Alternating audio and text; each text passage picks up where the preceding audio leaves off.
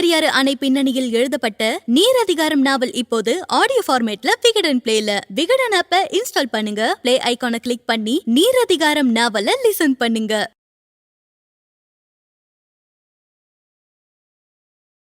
கல்யாணம் ஆன அன்னைக்கு அடுத்த நாள் அப்பா ஹாஸ்பிட்டல் இருந்தாரு. அன்னைக்கு அவர் பார்ல தான் ஓர குடிச்சு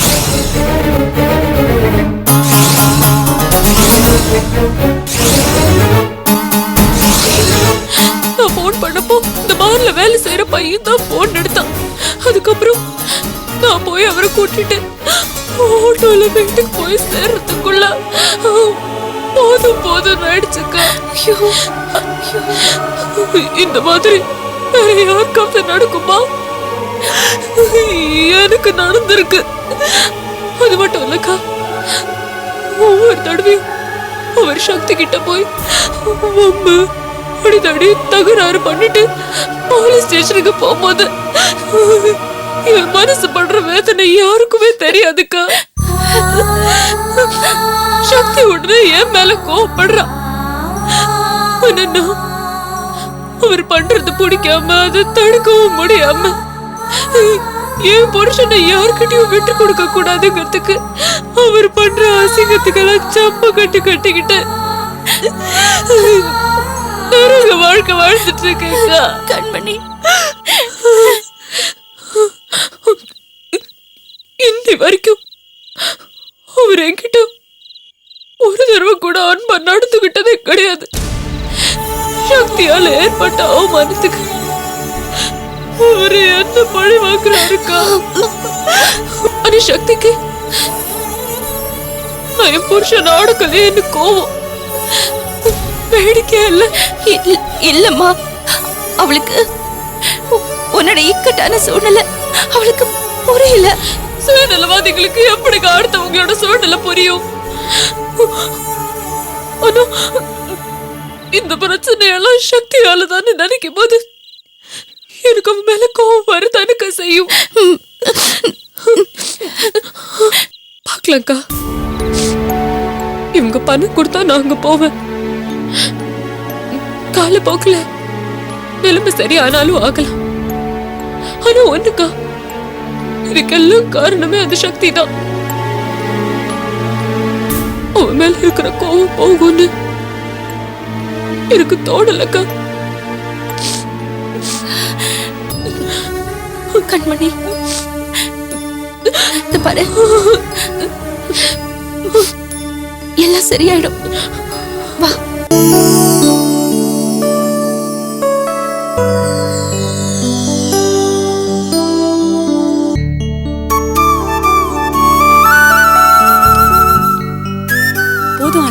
அப்புறம் சாப்பிடு, நீ சாப்பிடு.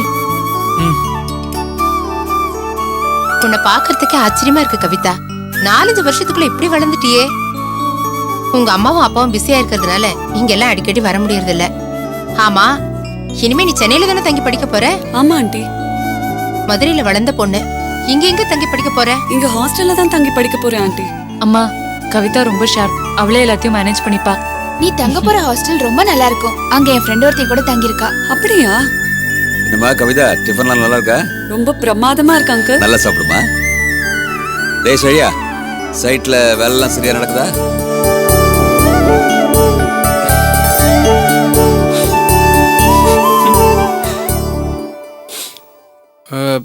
அதான் பொறுப்பெல்லாம் மித்திரட்ட ஒப்படைச்சிங்களா? எல்லாம் பர்ஃபெக்டா நடக்குது.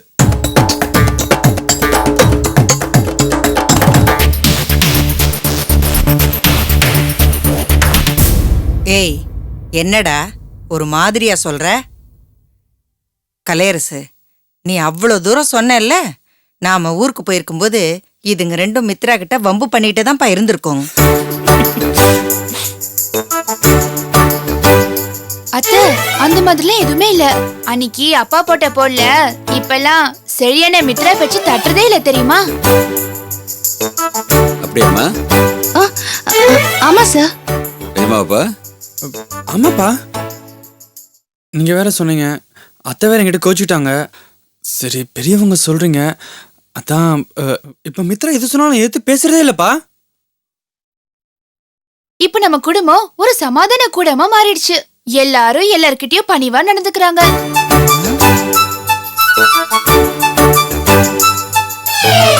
ஏய் கவிதா கன்ஃபியூஸ் ஆற மாதிரி தெரியுது. என்ன கவிதா முழிக்கிற? நாங்களா ரொம்ப நல்ல பசங்க. ஏய் நானும் நல்ல பொண்ணுதான்ப்பா. என்னையும் உங்க வீட்டோட சேர்த்துக்கோங்களேன். உன்னையும் எங்க வீட்டோட சேர்த்துக்கணும்னா நீ இந்த வீட்டு மருமகளா வந்தாதான் முடியும்.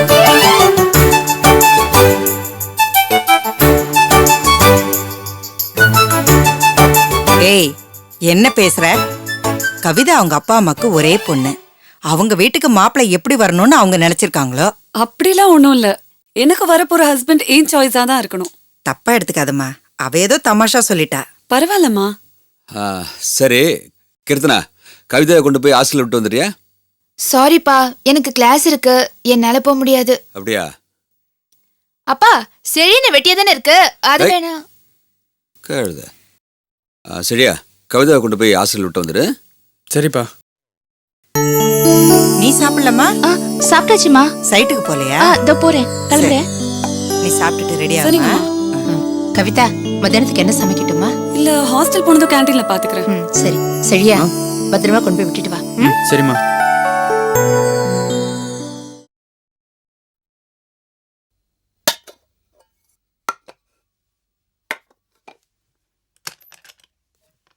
அங்கே என்ன? இங்க வா. ஆமா, 1 மணி நேரமா அந்த கிச்சன்ல என்னத்தையும் அடிக்கிட்டு இருக்கியே, நான் அடிக்க முடிக்கலையா நீ? பேச மாட்டீங்க. புது வீட்டுக்கு வந்து சாமான் அடுக்கிற கஷ்டம் உங்களுக்கு என்ன தெரியும்? பொம்பளைங்களுக்கு தான் தெரியும். பாதி சாமான் தான் அடுக்குனேன், இன்னும் மீதி சாமான்லாம் மூட்டை போட்டு கட்டி வச்சுக்கிறேன். சரி, அதான் வந்தாச்சு, பால் காய்ச்சி குடிச்சாச்சு, இங்கதானே இருக்க போறோம். கொஞ்சம் கொஞ்சமா அடிக்க அப்புறம் என்ன? சரி, வயிறு கப கபங்குது, சாப்பிடறதுக்கு ஏதாவது ஏற்பாடு பண்ண. ஹலோ, வணக்கம் சம்பந்தி, நான் கலையரசு பேசுறேன். சொல்லுங்க சம்பந்தி, எப்படி இருக்கீங்க? என்ன விசேஷம்? வேற ஒண்ணும் இல்லைங்க, நான் பணத்தை ரெடி பண்ணிட்டேன். ரெடி பண்ணிட்டீங்களா? ரொம்ப சந்தோஷம். எப்போ வந்து வாங்கிக்க? எப்போ வேணாலும் வாங்க, பணம் ரெடியா இருக்கு. சரி, அப்படின்னா நான் இன்னைக்கே வந்துடுறேன். வாங்க. சரி. யார் போன்ல? சம்பந்தி தான், பணம் ரெடி பண்ணிட்டாரான், போய் வாங்கிட்டு வந்துடுறேன்.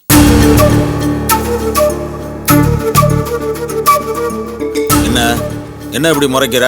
முறைக்காம அன்னைக்கு என்னமோ போய் உங்க இஷ்டத்துக்கு வாய்க்கு வந்தபடி கொட்டிட்டு வந்துட்டீங்க. அதுக்கு தான் சொல்றது, வார்த்தையை அளந்து பேசணும். கொடுத்த பணத்தை கேட்க கூடாதா? கேட்க வேண்டியதாங்க, அதுக்குன்னு ஒரு வரம்பு இல்ல. சொந்தத்துக்குள்ளேயவா? அவங்க யாரு? நம்ம சம்மந்தி. எல்லார்கிட்டயும் பேசுற மாதிரி கராரா கண்டிஷனா பேசிட்டு வந்துட்டீங்க. சரி, நான் அப்படி அன்னைக்கு கேட்டதுனாலதான் இன்னைக்கு அறக்க பறக்க பணத்தை ரெடி பண்ணிருக்காரு. ஆமா. பரவாயில்லையே, புது வீடு வந்த ராசி கொடுத்த பணம்லாம் திரும்ப வருது.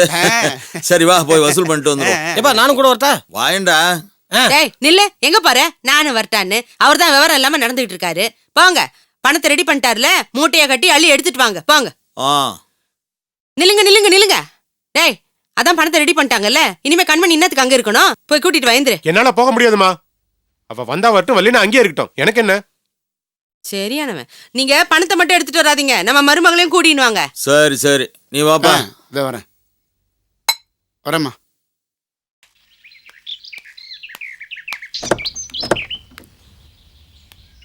ஏங்க, மறந்துடாம கண்மணியை கூட்டின்னு வந்துருங்க, சரியா? சரி சரி, வண்டிடுறேன்.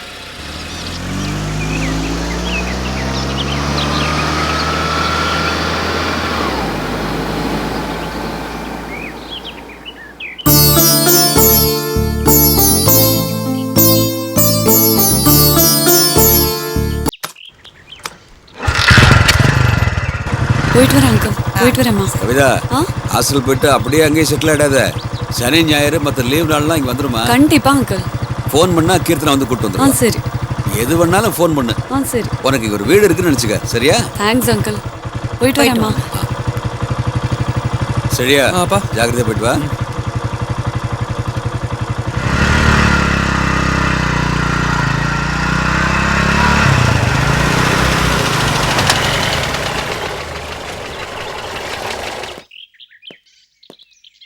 வாங்க. எங்க வீட்டுக்கே வந்துட்டீங்க? ஒரு முக்கியமான விஷயம், அர்ஜென்டா பேசணும். உள்ள வாங்க. வாங்க, உட்காருங்க.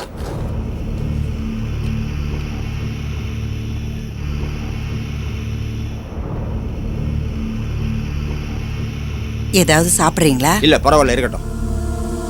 என்ன சார் அந்த பெசன் நகர் சைட்டுக்கு சிமெண்ட்லாம் அனுப்பிட்டீங்களா? அதாங்க அந்த விஷயமா தான் பேச வந்திருக்கோம். என்ன ஏன் தயங்குறீங்க? இல்லை சார், இன்னும் அனுப்பலை. அப்படியா? என்ன?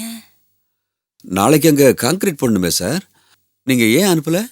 பெசன் நகர் சைட்டுக்கு மட்டும் இல்ல, எந்த சைட்டுக்குமே நாங்க சிமெண்ட் அனுப்பல. ஏன் ஏன்னு கேட்டா என்னத்தங்க சொல்றது? உங்கள்ட்ட இருந்து பணம் வந்துதான் ரொம்ப நாள் ஆச்சே. என்னங்க இது? பில் செட்டில் பண்ணுறதுக்கு கொஞ்சம் முன்ன பின்ன ஆனாலும் நீங்கள் சரக்கு அனுப்புறது தானே வழக்கம். நாங்கள் எங்கே போயிட போகிறோம்? நீங்க எங்கேயும் போயிட போறது இல்ல. உங்களை மாதிரி 4 கஸ்டமர்ஸ் பெரிய பெரிய அமௌண்ட் நிப்பாட்டிட்டா நாங்க எப்படி பிசினஸ் பண்ண முடியும்?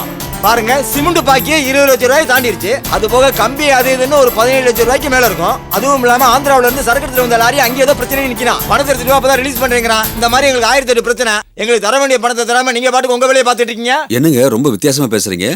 உங்க கூட பல வருஷமா வரவு செலவு வச்சிருக்கோம். அது மட்டும் இல்ல, தொழில் ஆரம்பிச்சதுல இருந்து உங்ககிட்ட தானே சிமெண்ட் வாங்கிட்டு இருக்கேன். என்னமோ கொஞ்சம் கூட யோசிக்காம பட்டுப்பட்டுன்னு வார்த்தை விடுறீங்களே, இது நல்லா இல்லைங்க. நீங்க தர வேண்டிய பணத்தை தராட்டா எங்களுக்கு மட்டும் கோவம் வராதாங்க? இல்ல எங்க மேல நம்பிக்கை இல்லையா உங்களுக்கு? வரவு செலவுங்கிறது சுத்தமா இருந்தா தான் வரும். இப்படி இழுத்தடிச்சா எப்படி வரும்? எங்களுக்கும் 1008 நெருக்கடி. எங்களுக்கு வர வேண்டிய பணத்தை கூட இப்படி அழுது புலம்பி தான் கேட்க வேண்டியது இருக்கு. பணத்தை கேட்டா கொடுங்க, அதுதான் பிசினஸ். எங்களுக்கு நீங்க பிசினஸ் கத்து கொடுக்குறீங்களா? அப்படித்தான் வச்சுங்க. கௌரவம் பாக்குற மனுஷனா இருந்தா பணத்தை தூக்கி போடுங்க. என்னையா ரொம்ப ஓவரா பேசிட்டு இருக்க? ரோசா சூடு சேர நேரம் தான் பணத்தை குடியா? மரியாதை கட்டுற. ஆமா, என்ன மரியாதை கட்டுறேன்? உன் காசு மூஞ்சில் தூக்கி எறிகிறேன். கொஞ்சம் இரு. எடுத்து வையா. முதல்ல எடுத்து வையே. பாத்தீங்களா என்ன பேச்ச பேசுறாருன்னு? கலையரசு, அவசரப்படாதப்பா, சொன்னா கேளுப்பா. கலையரசு, ஏன்பா இது சம்மந்திக்குன்னு கொடுக்கறதுக்கு வச்சிருக்க பணப்பா? பரவாயில்லக்கா, அவனுக்கு என்ன பேச்சு பேசுறான் கேட்டல. நம்மளால எவ்வளவு காசு சம்பாதிச்சிருப்பானுங்க அவனுங்க. அவனுக்கு மூஞ்சில தூக்கி எறிஞ்சிடலாம். இருக்கா?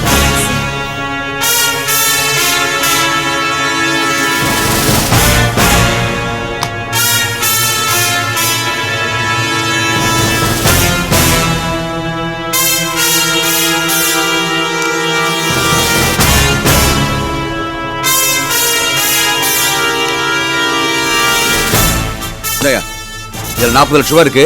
சேர வேண்டியதை எடுத்துட்டு மிச்சத்தை ரெசிப்டோட ஆபீஸ் கொடுத்துரு. போ இப்படி. இனிமே உங்களுக்கு எனக்கு எந்த விதமான கணக்கு வழக்கம் இல்ல. முதல்ல இடத்த காலி பண்ணுங்க. போங்க.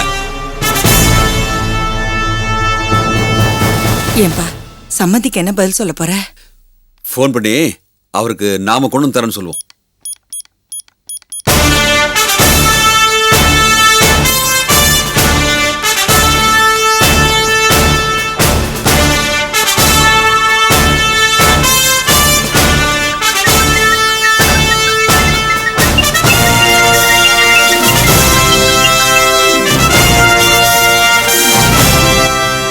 சம்பந்தி தான் போன் பண்றாரு.